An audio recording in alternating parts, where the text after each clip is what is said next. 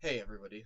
So today I'm going to do something a little bit different, but I just wanted to talk about further studies in literature and really answer the question of how does one get into becoming a serious student of literature?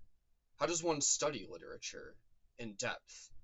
And the obvious answer is to read literature, right? I mean, obviously, read wide and broad to actually read the primary texts. Maybe that's more true with literature than any other discipline. Not sure entirely, but nevertheless, that is part of it. But also, I just want to talk about some resources that can help you engage with the primary text as well. So, I'm just going to cover a wide variety of things. This isn't meant to be exhaustive. This isn't meant to be, um, me telling you exactly what you should read, but just to give some guidance and ideas. So, I'm just going to walk through some things for a little while here. So, just a couple of principles just for studying and reading literature. Especially this if you're like in grad school or you're trying to become a literary scholar of some sort. This is going to be very different, but I'm mainly speaking to people who are newer here or who have read some novels and epic poems and stuff before, but are trying to get more in depth. This is more for you than it is for a PhD student or a master's student. I'm not really qualified, especially not to talk to the PhD students, but just wide and broad here and generic. But reading wide and broad is one of the principles that I have for you. So just don't be too worried about following a specific path. There's a really advantage you have if you're not a student or a teacher or a writer or somebody who has deadlines you have to work with, right? If you're a teacher, you have grading, you have curriculum you have to follow, you have to study specific books. If you're a writer, you have to research and read specific books for research purposes, right? You have to write, and that takes up a lot of time that you no longer have to read. So, those are some piece of advice here. But the Western tradition is vast and it's deep, and you're never going to be able to read all of it. And also, sometimes you might just not want to read things in chronological order. So, my advice to you is if you don't, then don't. Don't read them in chronological order. You don't have to. You don't have to start with Homer and work chronologically from Homer down. Um, these things are all in conversation with one another, though Homer never got a chance to comment on Dante or Sophocles or Virgil or really anyone else because he's really like the father of our Western literary canon. Um, you read things and it brings illumination to Homer. So you read Dante and you learn about Homer. You read Milton and you learn more about Homer. So it's okay to read these things out of order. And then you can go back to those works and read things. Homer influenced Milton a lot in just his epic conventions and the way he implemented those. But if you read Milton first and then you read Homer, and then you go back and read Milton, that's a great experience. Don't be disturbed by that. Like don't be too concerned about reading things chronologically. You don't have to. Don't get too hung up on it. Just read according to your interests as much as you can and don't burn yourself out really. Like have fun, labor hard, but don't burn yourself out. That would be my advice. If you get burnt out on epic poems, go read a novel. If you get burnt out on novels, go read some short stories. Go read epic poems again. Just you got to follow your convictions a little. Be disciplined, be ordered. Um, there's some sense where you should have some structure, but don't overstructure yourself if you don't have to. You could easily burn yourself out. So I would caution you just to be careful with that specifically. Another principle I'll give you is if you really want to be a literary person, you need to read poetry regularly. Just have an anthology on deck and read some poems and just meditate on it, right? Ut pictura poesis, as Horace said, as in painting, so in poetry. And T.S. Eliot, in line with this, said, genuine poetry can communicate before it is understood. So let the poems just work on you over time. Read a poem. Read the same poem every day for a week or two, and then move on to another one. And I'll talk about anthologies in a minute, but just get into poetry by reading poetry. Let the poems work on you. Okay, now, so just for an actual introduction to literature itself, I think one of the best places to start is with this very slim volume here, Literature, A Student's Guide by Lou Marcos. So Lou Marcos is a great contemporary author to read. He is still alive and at work today. He's been at work for probably a good 30 years or so in the academic field, 30, 35 years. He's a professor at Houston Christian University, which is a really great place to check out. All of their professors are fantastic. They're really in that vein of imagination, imaginative apologetics, just seeing the connections between philosophy, literature, and theology, and seeing the Christian connections within literature. The myth became fact. C.S. Lewis's essay they really embody that well. So this is just a great work, though. It takes you through just how to read poetry, how to understand rhyme, rhythm, meter, all those things. What is iambic pentameter? What is dactylic hexameter? If you're confused by those terms, I can answer them for you, but Lou Marcos can answer them better than I can. And this book is very affordable, low cost. You can buy it on the internet, have it shipped to your house in a couple of days. It is, including the glossary and the appendices and the index, it's 143 pages. So you get a lot for 143 pages. I recommend you start here, once again. M.H. Abrams has a glossary of literary terms that's really helpful. You could also get the Oxford Dictionary of Literary Terms, which I have right here behind me and keep handy. And then there's also a thing called, excuse me, I had to get behind the desk here, Norton Anthologies of Literature. And a general principle here is that the older they are, the better. So they get a little bit more woke in the recent editions. So just try to find editions that are older. Hopefully you can parse through the wokeness, and sometimes it's worth reading just to kind of get more insight into what you disagree with and the problems with post-modernity. But here's an example of the Norton Anthology of English Literature, The Romantic Period, Volume 2A, 7th edition. So I believe this came out in like the 90s, so probably free from a lot of the stuff that's come out in the past 25 years or so, but certainly is going to have its own problems, far from perfect, but it gives you, actual texts, primary texts and samples from them, but it also gives you commentary on those. So these can be really helpful. There's one for basically every era of English literary history, and there's the Norton Anthology of World Literature as well, and that one can be good for getting into other forms of literature. By the way, this talk is mostly going to be about seeing things from the perspective of the English and American literary traditions, as I'm a teacher in the English American literary tradition. I live in one. I assume pretty much everybody that listens to this will also be in that tradition. But there are other things to get into as well. Russian literature is phenomenal. I'll reference it here and there. French, German, Italian, they all have their own traditions that are great. So, but just giving you that background and perspective here. So don't expect to hear a lot about some of those other traditions in this video specifically. All right, so we have anthologies of literary theory. So just talking about how different schools of interpretive thought. One school of thought you should really pay attention to is the historical critical school. Authors like C.S. Lewis, J.R.R. Tolkien, and company, the Inklings, were certainly into this. And this is trying to understand the author on their own terms properly, and do the best we can to really understand what the author actually believed and wrote. Certainly Lewis gets into this some in The Abolition of Man and in other places as well, but it's an important school of thought. But some anthologies here. So, A Handbook of Critical Approaches to Literature by Wilfred Guerin is one that you can read, or it might be Guerin. I might have put the spelling incorrectly there. But there's also Bennett's Reader's Encyclopedia. It came out in 2008. That's a good one here. Another area to look into with getting into literature is there's Cambridge companions to various authors. So you have like Cambridge companion to Homer, for example, Cambridge companion to Virgil, Cambridge companion to Dante. These are all things that you can look into. So if you want to get into an author, the Cambridge Companion will give a really wide perspective on that author rather than giving you a lot of woke stuff or a lot of traditional stuff. You can really get a wide body, and so sometimes you have to take things with a grain of salt, but that can be a good way to survey how different people think about a specific author. And then we have poetry anthologies.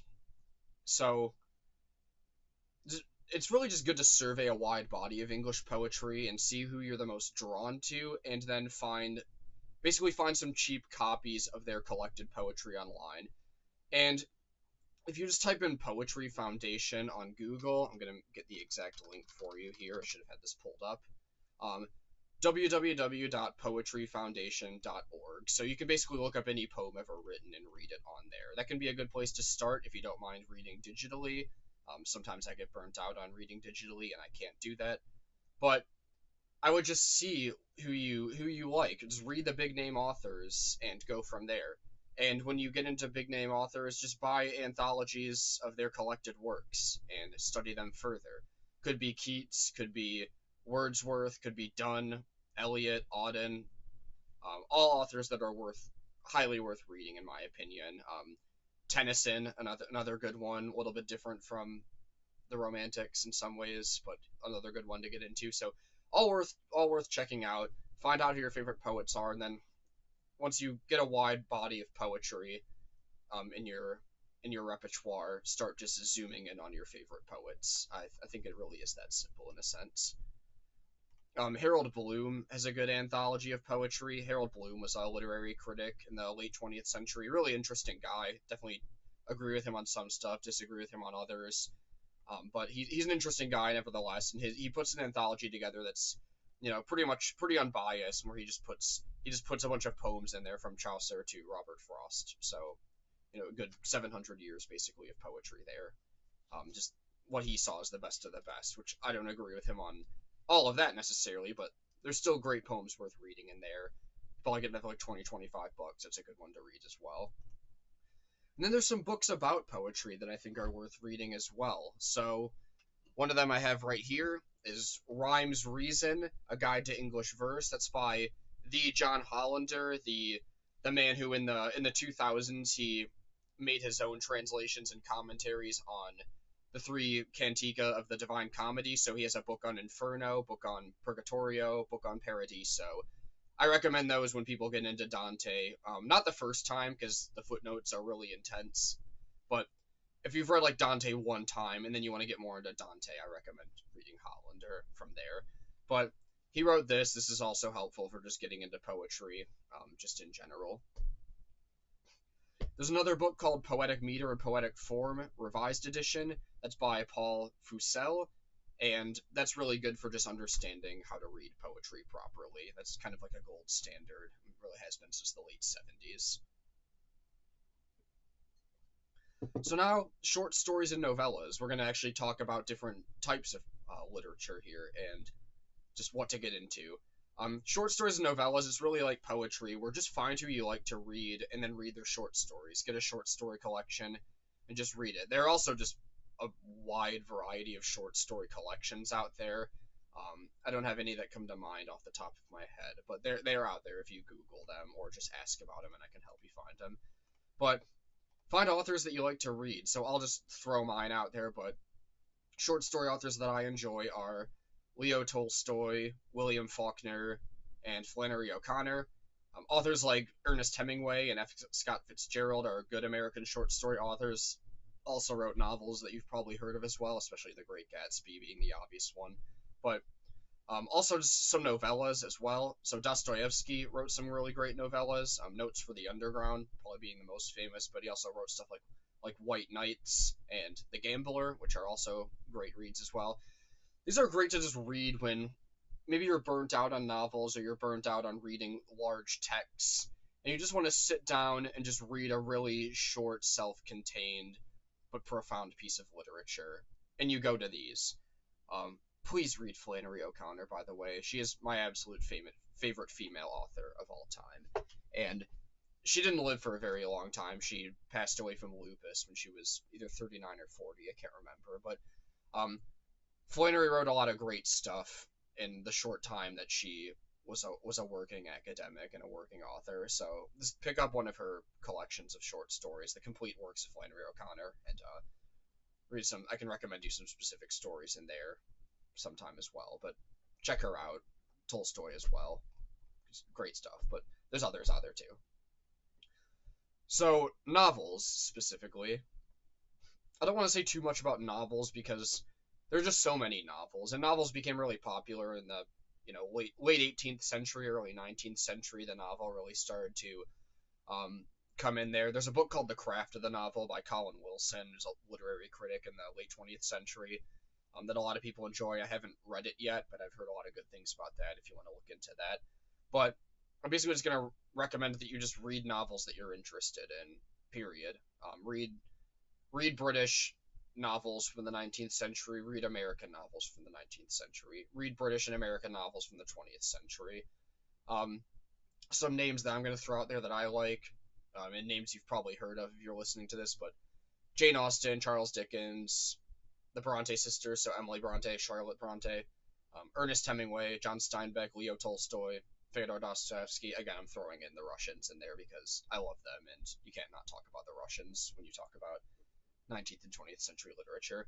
But also for more 20th century people, because those were a lot of mostly 19th century authors, but G.K. Chesterton, obviously, Start with the Man Who Was Thursday. That's a great one. C.S. Lewis, Narnia, Ransom Trilogy, Till We Have Faces. I don't need to say any more about Lewis, I would say. You probably already know a lot about him. Tolkien, again, reputation precedes him. Needs no introduction, but Lord of the Rings and The Hobbit. And then go read Tolkien's other works if you haven't. They're excellent. Children of Hurin is super underrated. The Silmarillion is epic, epic prose more than is a novel, but that's worth reading as well. And Evelyn Waugh is a great novelist that's often not always talked about as much as those others, but he's a great one to read. Brideshead Revisited is a classic 20th century novel, so look into that one as well. And then the great dystopian novels, Brave New World by Aldous Huxley, 1984 by George Orwell, Fahrenheit 451 by Ray Bradbury, and That Hideous Strength by C.S. Lewis. Of course, you should read Out of the Silent Planet and Paralandra before that, in my opinion. And arguably even Screwtape Letters, and arguably even some of the Dark Tower short story collections as well, if you really want to get into it. But those are all great dystopian novels that you should definitely read.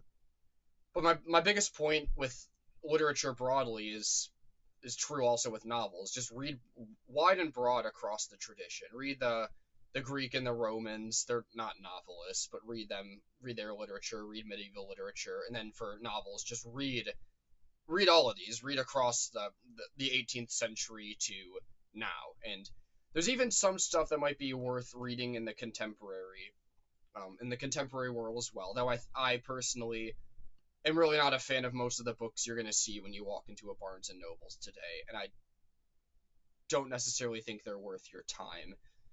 There's some authors that I think are worth your time that are still living today. And this is science fiction and fantasy. I don't really know a lot about other contemporary literature, so I'm not going to speak to that. But for science fiction and fantasy, Dan Simmons, Guy Gavriel Kay, Tim Powers, and Christopher Rocchio, of course. If you're listening to this, you should really read the Sun Eater series, because if you're into any of the stuff I'm into, especially if you're into science fiction, fantasy, and classic literature and philosophy, you need to read the Sun Eater series. It's really it should be part of the Western canon someday, in my opinion. It's very unique in that it's a book that actually comments on and quotes from traditional historic authors. So check that out for sure. And then he's not alive anymore, but Gene Wolfe died a few years ago. I recommend a lot of his works. He did a lot of works in the 80s and 90s, so check those out as well. Gene Wolfe's very weird though. Don't start there. But try out Book of the New Sun someday. It's a 4-volume series. All right, so moving on to drama. So read the tragedies and comedies, needless to say, but read wide and broad here as well.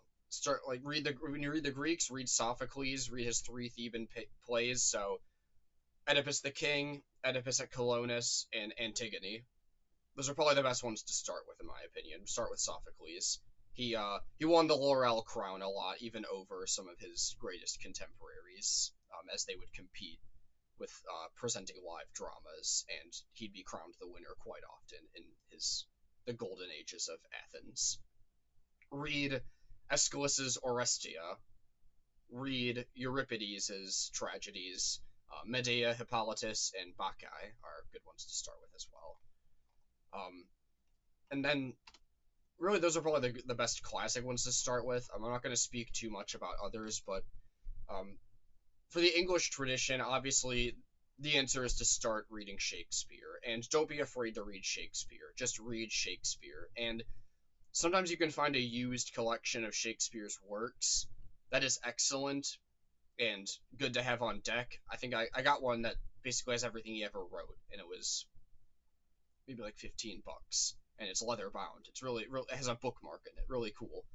But read Shakespeare and don't be afraid to read Shakespeare. Don't be afraid if you don't understand Shakespeare. Keep working to understand Shakespeare. Labor hard to understand Shakespeare because he's worth it.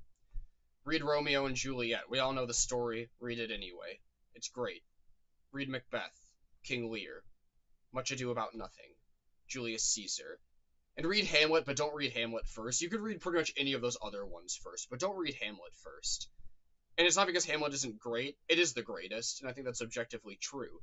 But not only is Hamlet double the length of basically every other Shakespearean tragedy, it's really double, maybe triple the density and complexity as well. So Hamlet's really hard to understand. I still don't really know what Hamlet's talking about half the time, but nevertheless, you should read it at some point. Maybe read like 2 Shakespeare plays, and then go try to read Hamlet, and then read a couple more, and then read Hamlet, and then go back and read those other plays, and then go back and read Hamlet. You get the point here. Like, you need to reread Shakespeare a lot, as you do with all of these authors. But rereading just kind of comes as your interest. Revisit authors though at some point. Don't just read these things once. These books are not things that you should read once. That they should be read multiple times. They're not throwaway Barnes and Noble novels today that basically are all just the same formula with different names and characters and settings and slightly different plot variations. These are richer than that. Shakespeare's is the best place to start and to immerse yourself. If you're going to read one other author from that time, I just read the play Dr. Faustus by Christopher Marlowe, another person who didn't live nearly as long as we hope that he would have, but Marlowe's Dr. Faustus is a classic play that's worth reading. So, epic poems, our next literary genre. Really, to get into epic poetry, I think you just need to immerse yourself in what I would call the first tier or S tier epic poems. These are really the big five, I would say. The authors are the big four, but the poems are the big five. Because Homer was the only person who could somehow pull off writing 2 of the greatest epic poems of all time. Amazing. But Homer's Iliad and the Odyssey, I don't know how much I really need to say about that. But what I will say is, and this is true with all of these poems, I would read the translations that have come out in the past 50 to 70 years or so. It could be a little bit archaic and difficult to read if you don't start there. So the big 3 for Homer and Virgil, the big 3 of like late 20th century criticism and translations these are all 3 were prominent classicists of that time. They have all passed away since then, but Richmond Lattimore, Robert Fagles, and Robert Fitzgerald. You can't go wrong with any of those. I really actually like Lattimore a lot. I know a lot of people start with Fagles, and that's where they cut their teeth. Oddly enough, I ended up with Lattimore, and part of that's because, one, just finding his works in a used bookstore by Providence, but also his introductions to the Iliad and the Odyssey are exquisite and worth the copy alone just to read his introduction. Even if you read Lattimore's introductions, then go read Fagles in his introduction and then his translation. Like, great, like, go do that. That's fine. But you can't go wrong with any of these. You really can't. But I would stick with those 3 and then venture out. This is, in case any of my colleagues at work hear this, this is a little bit of an inside joke for them. But do not start with the John Dryden version of the Aeneid from the late 17th century. Just don't start there. Don't try to find like John Keats's translation of the Aeneid and start there. Read something more contemporary. That's totally well and good. And then you can venture out into those someday if you would like. But don't get too fancy. It's tempting, but don't get too fancy. But read Homer's Iliad and the Odyssey, read Virgil's Aeneid, and then read Dante's Divine Comedy, and read Paradise Lost. And It's really tough to say because it's different. It's not as in conversation with these as much as the others were, but you got to read Beowulf too, especially as an American. We come from the English literary heritage. You got to read Beowulf. Um, I don't want to even get into the debate if Beowulf should be in that first or S tier or not. That's not the point. But read Beowulf. Um, but I think other works that are not as influential but still deeply influential are worth reading. This is my like second tier or my like A tier, if you may. I even hate they're all S tier. Let's be honest. But if I'm tiering them against each other, there's a primary and a secondary here, and that secondary, these are the works I would read after you've read all of the previously mentioned ones. So Argonautica by Apollonius of Rhodes, that's a classical Greek. That's Hellenistic. Lucretius's De Rerum Natura, also a Hellenistic epic. And then coming in after that, Ovid being more around the same time as Virgil. Read his Metamorphoses, also great for getting into mythology, especially the Roman perspective of the gods and the stories of mythology. For more early modern, Edmund Spenser's The Faerie Queene, and then for medieval, Chaucer's Troilus and Crusade are also great reads for getting into epic poetry as well. So moving on to getting into mythology, and getting into mythology is super important because people are always talking about mythology, even in like the Renaissance and the Romantics are talking about mythology still. It's just everywhere. You're gonna miss so many references if you don't understand mythology. So you need to get into mythology as well if you want to study literature. One of the great things you can read is Hesiod's Theogony. So Hesiod was roughly a contemporary of Homer. At least a lot of scholars are pretty sure of that. So contemporary of Homer, and his Theogony is a really short work that just basically talks about the creation story and the story of the gods, simply put. Ovid's Metamorphoses, of course, for the Roman perspective of that. And Ovid's Metamorphoses is a lot longer and denser than Hesiod's Theogony, but you should read them both if you want to get into mythology. If you if you have kids, read them Dularis's Greek myths and Norse myths. Maybe not when they're super young, because if you're a Christian like I am, perhaps the concept of polytheism can confuse them. So I read some of the stories to my kids, but try to really omit the parts of the gods. My kids are very young, so that's why I do that. But if you have like elementary age kids, like feel free to take liberty to read those to them over and over again, and you can immerse yourself in the stories and the characters as well, and cement those concepts in. But if someone's middle school age or above, I would recommend that they read Edith Hamilton's volume on mythology. That's an absolute classic and very much worth reading. So I would check that out. And then if you want to get deeper into it, Robert Graves' two volumes, The Greek Myths, he talks about those at much more length than Edith Hamilton does. Penguin Classics does a two-volume set of that. That's worth checking out as well. Then for Norse mythology, you got to read Snorri Sturluson's Prose Edda, and then of course the great poetic Edda, the Icelandic sagas, and then the Saga of the Volsungs along with that. I think would be worth reading as well. And if you ever, it's certainly not as primary to these to the Western canon as the other ones I've mentioned. The Greeks and the Romans are going to be the most primary, by the way. The Norse mythology doesn't come up nearly as much. It certainly will more the English literary tradition. But much like that, and even less than that, there's a Celtic mythology tradition, and the Mabinogion is a collection of 12th and 13th century Welsh texts that can really tell you about getting into Celtic mythology. But I would not say that's as high of a priority. I would start with the Greeks and the Romans for sure, as they're going to come up the most in studying Western literature. And then we just have English epics, not necessarily epic poems, but just English epic prose, just works that are epic in nature but not poetic in nature. Would be some of them are poetic, but they're not necessarily epic poetry, and I don't care to get into that discussion of why they're not right now. So we can talk about that another time if you reach out to me. But La Morte d'Arthur by Sir Thomas Malory. If you want to get into the Arthurian legend, and you also have to know the Arthurian legend to really understand British literature, then that's the place that's a good place to start, I would say. Geoffrey of Monmouth too, great to start with, but Malory really synthesized a lot of the texts and ideas of the medieval Arthurian legend because he lived at the end of the Middle Ages. Sir Gawain and the Green Knight. That's worth one. We don't know who the author is. We often just call him the Gawain poet, so that one's reading. Tolkien does a translation commentary on that. He also does within that volume. Sir Orfeo and Pearl are also included. So I would just pick up Tolkien's volume and read through that. Tolkien also did a translation commentary on Beowulf as well, so that's worth reading as well. There are other translations you can read, but that's certainly an option, of course, because how could I not recommend Tolkien, right? So for the Canterbury Tales, I would read that. There's also specific tales you can just read. You have to read the general prologue, of course. Read the Knight's Tale, read the Wife of Bath. There are certainly other tales that are worth reading as well, but I would at least start there.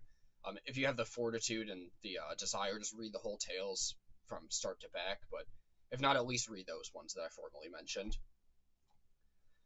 And so for fairy tales, there's certainly just a few authors that are good to start with. So, first of all, George MacDonald wrote some fairy tales in the late 19th century. Phantastes, Lilith, The Princess and the Goblin, all good places to start. Hans Christian Andersen, you can usually find his complete fairy tales collection for pretty cheap online used. So I'd pick one of those up.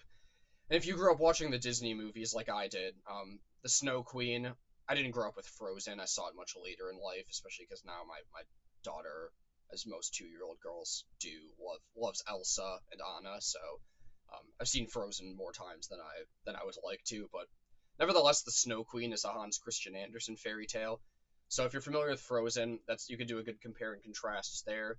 The Little Mermaid, the fairy tale of the same title by Hans Christian Andersen, and then his fairy tale, The Emperor's New Clothes, is similar in some ways to The Emperor's New Groove. So check that out as well.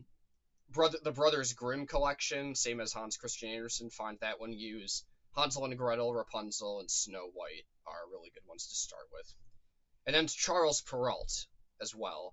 Cinderella and Sleeping Beauty. Those are, you can really compare and contrast these to the Disney movies, and shockingly, some of them are quite different, and it's startling at first, but it's interesting to think about why they're different and why Disney Studios chose to change them up in a ways. Some of those are just merely because of the grimness and the dark themes and the explicitly dark prose sometimes of the fairy tales. They obviously were not suited for an animated kids movie, but there's other reasons that could be explored as well.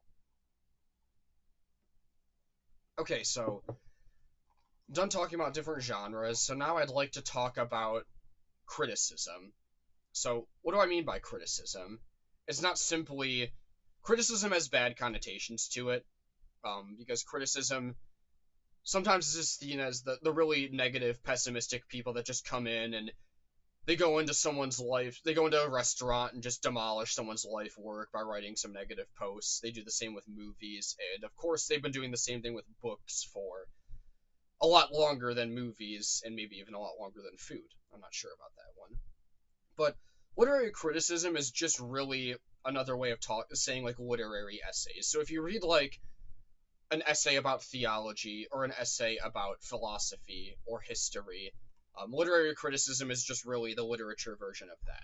So criticism can be a lot of different things, right? It's wide and broad, but it's basically just formal ways in which people are writing nonfiction prose about literature, and it doesn't always have to be much more complicated than that. That's really a working definition that we can kind of run with for now.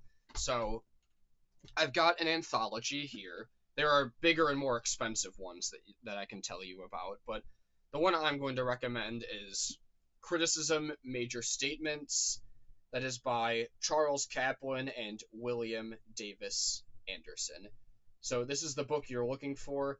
I think this is the best bang for your buck, where you can get this for 20 or 30 bucks or so, and you get about 700 pages worth of literary criticism written by some of the most famous authors in all of Western history from an English American perspective.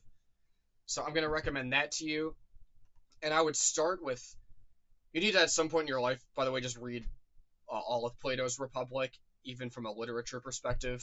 You need to read philosophy and theology, especially in some sense, to really understand literature properly, even if it's not your main discipline. It's not my main discipline. I read philosophy and theology. I try to regularly, and it helps a lot with grappling with the ideas and knowing where authors are coming from.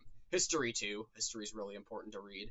So don't just read one discipline. That's another piece of advice. But if you love literature more than everything else, maybe read it the most, but read those other things on the side too. But you need to read book 10 of the Republic. It's in that anthology, and because of the way Plato asserts um, his challenge to the poets to basically prove why they're worthy of being in the Republic, you need to know that Western literary criticism is really all in conversation with Plato's charge. Because not too long after that, his student Aristotle writes the Poetics as a response to that. And the Poetics talks about really all the Greek literature of the time, and Aristotle really asserts his thoughts on literature in the Poetics. Aristotle really talked about everything, and literature was certainly a part of that, obviously, as well. But from there, and if you go into the Middle Ages, Dante's letter to Can Grande della Scala, that's another one that's worth reading. That's relatively short, but just read that for some insight, especially if you want to get into Dante. And then getting into the English literary tradition. So in the early modern era, I think the best essay to read is Sir Philip Sidney's Apology for Poetry. That's in that. These are all in the anthology, by the way, so I'm going to stop repeating myself on that. But read that. Then I would jump to the Romantics, the early Romantics, and read Wordsworth's Preface to Lyrical Ballads, and then Samuel Taylor Coleridge's Biographia Literaria. Those are all worth reading. Shelley's Defense of Poetry, which comes a couple decades after Wordsworth and Coleridge. I agree with Wordsworth and Coleridge much more than I do with Shelley, but Shelley's important. That's still worth reading, and Shelley's poetry is still worth reading, especially his major poems, whether you love them or not. And then from there, you can move into the 20th century and read T.S. Eliot's Tradition in the Individual Talent.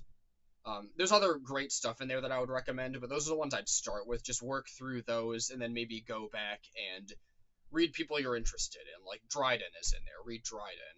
Oscar Wilde, the great Victorian novelist and literary scholar, is worth reading. He's in there. Go read him. Keats's Four Letters are in there. Read those. But maybe don't read those first. Maybe go back and read those after the ones I listed before them. So I'd already mentioned the Norton Anthologies of English and World Literature, but those are just offer pieces of criticism that are worth checking out.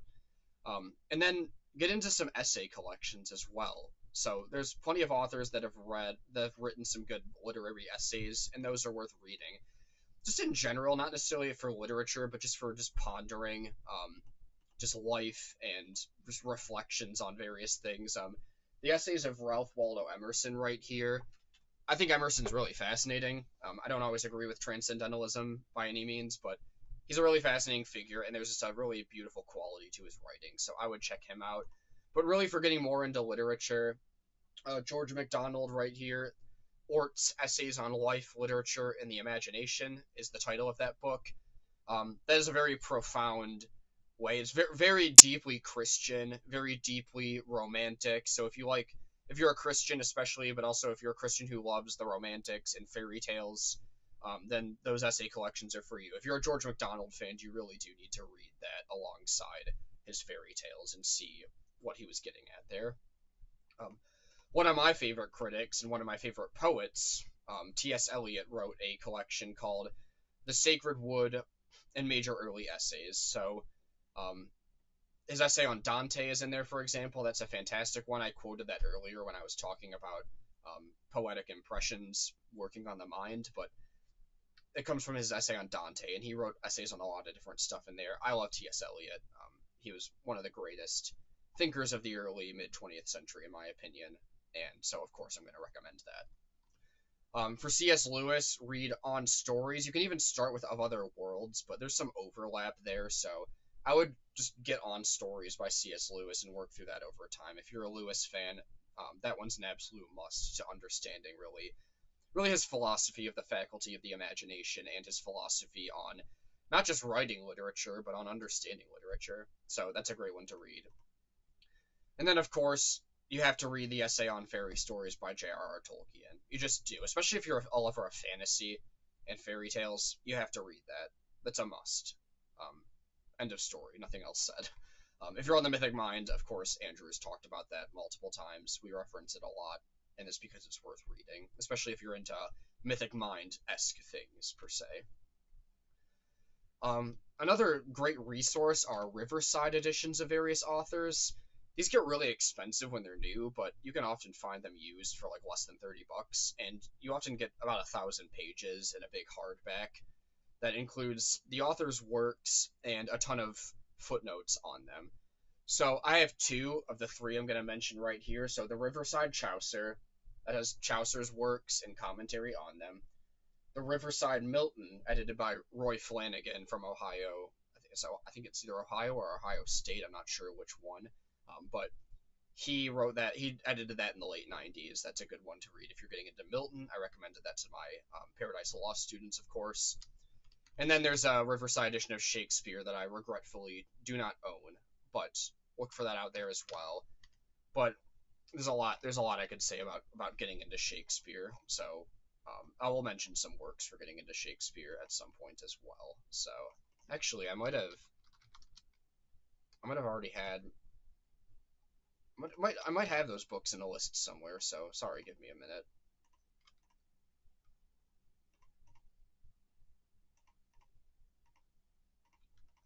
Okay, maybe not. Anyway, sorry for that brief pause there, but I'm just gonna recommend some standalone books by authors that I enjoy.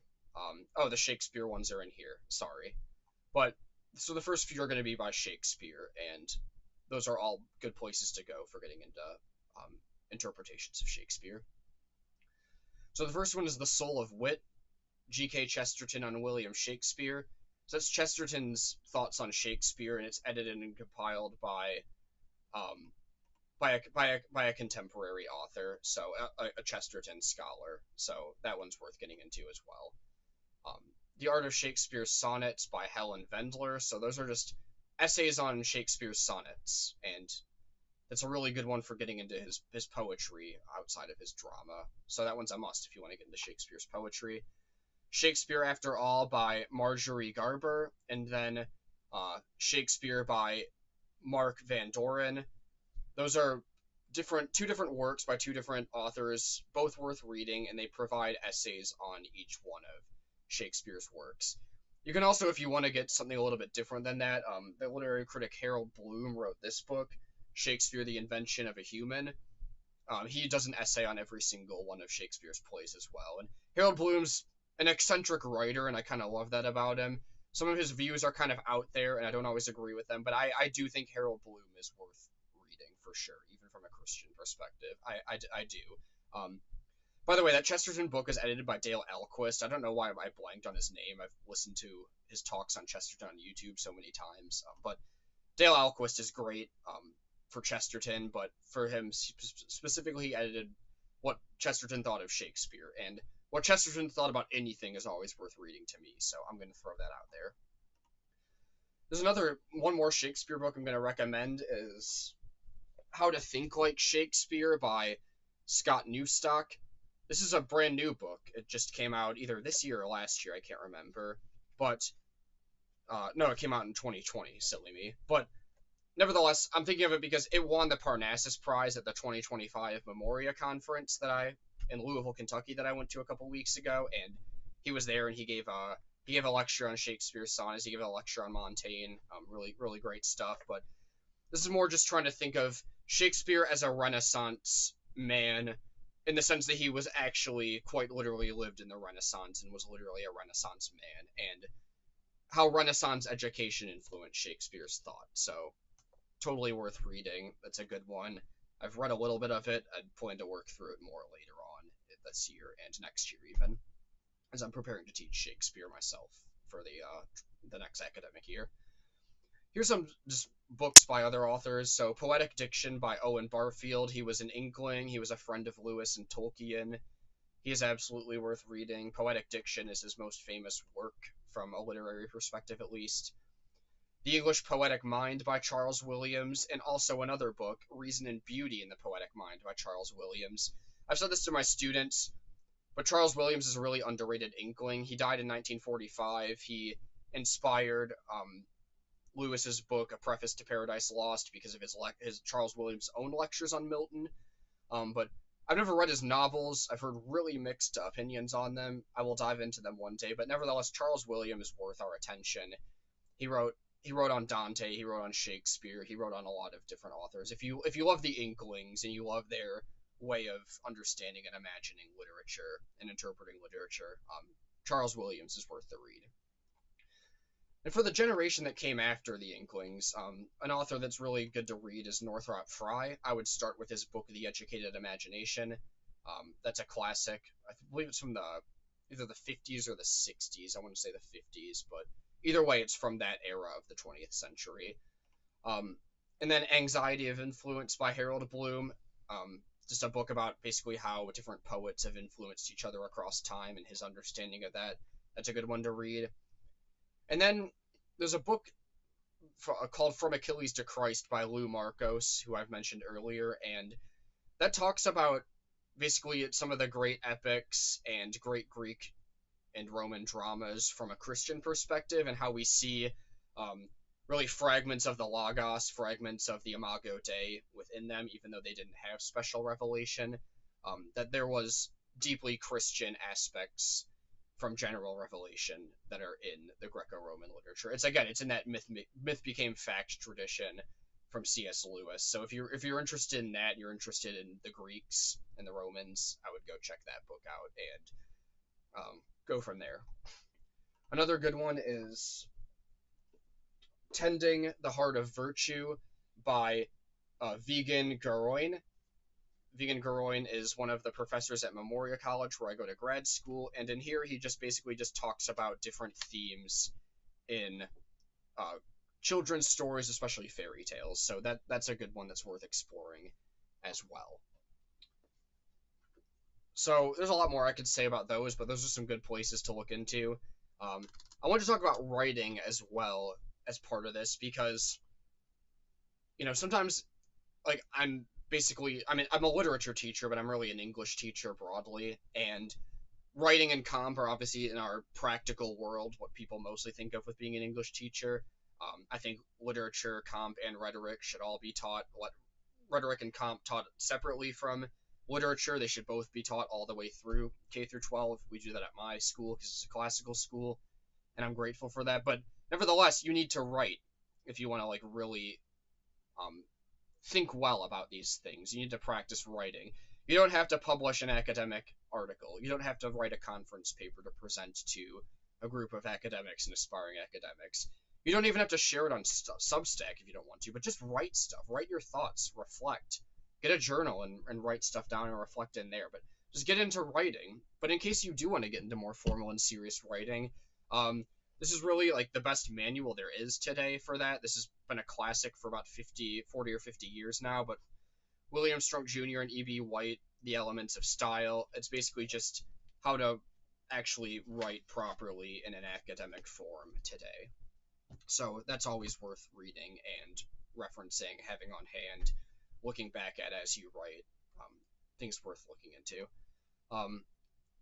But also, there's a book called The Office of Assertion that is worth reading as well. This is kind of just a good way of getting you into academic writing and how to really apply classical rhetoric academically today. So, Office of Assertion by Scott F. Kreider. I would check that out as well. There's other things that could be recommended, but those are good places to start.